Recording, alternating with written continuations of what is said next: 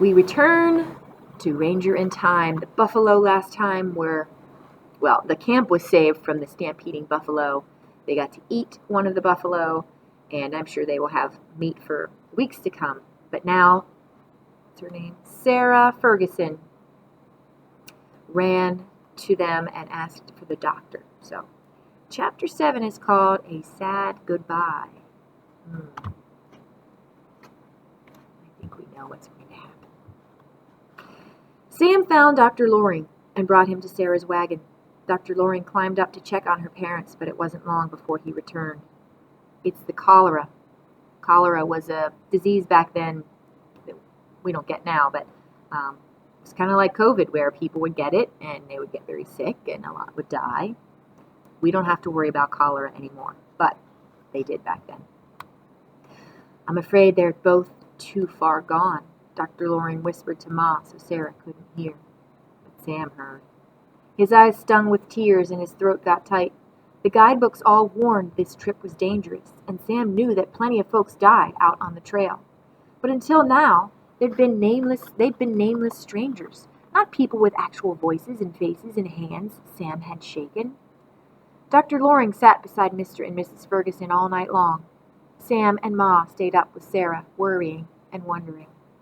Ranger stayed too, curled up next to Sarah by the campfire. He leaned his big, warm body against her. Ranger understood, sad. He remembered when Luke and Sadie's grandmother had died and everyone cried. He understood there wasn't much you could do about sad. But snuggling sometimes helped a little, so that's what Ranger did. In the morning, Dr. Loring came to the Abbott's wagon. Sarah jumped up and started toward him. Dr. Loring shook his head. "I'm sorry," he said. "I'm so very, very sorry." Sam watched Pa and Mr. Harrington and the Beard brothers dig a grave for Mr. and Mrs. Ferguson. Ma tried to keep Sarah away, but she insisted on watching too. She never cried, but Sam heard her whispering numbers. She counted every spadeful of dirt all the way up to 237. She watched as they laid her mother and father down in the prairie. Some said prayers and shoveled all the dirt back in. And then it was time to go. Sam felt like there should be more ceremony, more prayers, more time. But there were miles to be covered. They had to get through the mountains before winter. So Pa hitched up the oxen. He shouted, "Get on, Fergus! Get on, Jed!" like he did every morning. The men drove every last wagon over the grave as if they were saying goodbye. But Sam knew the real reason. He'd heard the men talking about wolves. Running the wagons over the grave packed the earth so it was more likely that Mr. and Mrs. Ferguson would rest in peace. Sarah walked beside Sam and Ranger. She was part of the Abbott family for now. Ma had promised to take care of her until they could go their parting ways, where the trails split. There, Sarah's parents had planned to take the Mormon Trail to the Salt Lake Valley, where her Uncle Aaron and Aunt Helen and all those cousins were waiting to help them settle a new farm. When the Abbotts got to the next fort, Ma planned to send a message to Sarah's relatives so they could come meet them and take Sarah to her new home by the Great Salt Lake. Every day that passed put more miles between Sarah and her parents' grave. She collected buffalo chips with Sam and Lizzie for the campfire each night, but she was quiet, as if part of her had died too. Only the prairie dogs made her smile. "They're curious creatures, aren't they?" Lizzie watched with Sarah as one little fellow peeked out of his hole. Half squirrel, half puppy dog. Ranger liked the prairie dogs, too.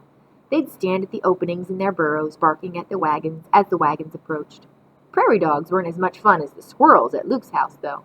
Squirrels raced around the yard over the picnic table and zigzagged through the garden. Prairie dogs jumped into their holes and vanished as soon as Ranger came near.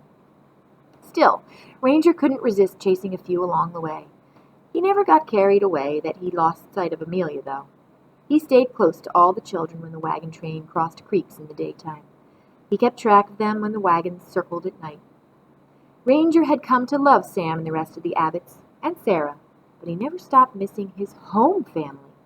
Each night before he went to sleep, Ranger took a walk through the wagons, sniffing the evening air. He'd smell oxen and horses and simmering stew, but never what he hoped for most, because Luke wasn't there. Now this chapter is it's rather long, so I'm going to pause it there. Actually, no, I'm not. I'm going to keep reading. Each morning meant the start of another long walk. Sam tracked every mile in his father's guidebook. He looked forward to the landmarks Mr. Palmer had promised along the way. When Chimney Rock came into view, Sam nudged Sarah and pointed. "It's just as Mr. Palmer said, like a haystack with a pole sticking out at the top." Sarah nodded, but she didn't smile. Sam had thought seeing the famous Chimney Rock might make her happier. It was a sign they were getting closer to their new home. But what Sam thought about it, he understood. He couldn't imagine settling into a new home without Ma and Pa. 4 days later, the Abbotts and the rest of their wagon train arrived at Fort Laramie, a supply post about 1/3 of the way to the Oregon Territory. They'd traveled more than 600 miles from Missouri, but the flurry of activity reminded Sam of independence all over again. The air was alive with excited voices and the clang of hammers as the blacksmith went about shoeing horses and oxen. There must have been about 200 wagons, along with the Lakota Sioux men who had come on horses to trade. Travelers could buy flour, coffee, sugar, tobacco, powder, and lead at the fort. The Abbotts and the rest of their wagon train only camped near the fort one night. Ma sent her message off to Sarah's aunt and uncle, and they started out again in the morning. Remember, they're walking this whole time. After Fort Laramie, there was another river crossing. It was deeper and faster than the others had been. Pa thought they could make it, but Ma shook her head. "These currents are too fast. It's dangerous." So Pa paid $5 to have each wagon cross over on the ferry boat.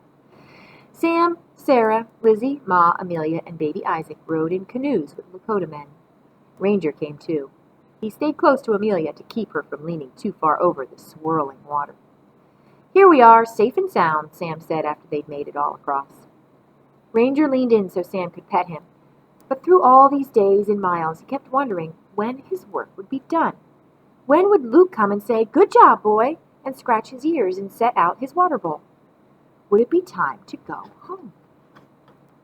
There they are, crossing the river. There were a lot of rivers to cross in this trip to the Oregon Territory. So what do you think? When will Ranger get to go home?